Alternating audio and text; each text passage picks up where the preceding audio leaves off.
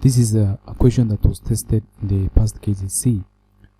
The figure below is a model of watchtower with a square base of side 10 cm, height PU is 15, and the slanting edges are each 13 cm. So the upper part is a pyramid of slant edges of each 13 cm, and the lower part is a cuboid.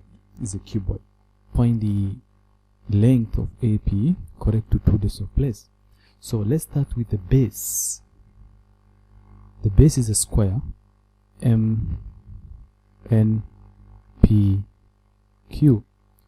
where this MN is 10 cm and PN is 10 cm. So MP becomes the diagonal of this base.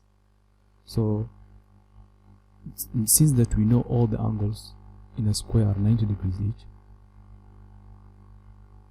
when you form a diagonal, when you draw a diagonal, the square will be divided into 2 triangles, and therefore in this triangle we have the base 10 and the height 10. So therefore MP becomes the hypotenuse. So using Pythagoras theorem, which is hypotenuse squared equals to base squared plus the height squared, the hypotenuse will be hypotenuse squared equals to 10 squared plus 10 squared.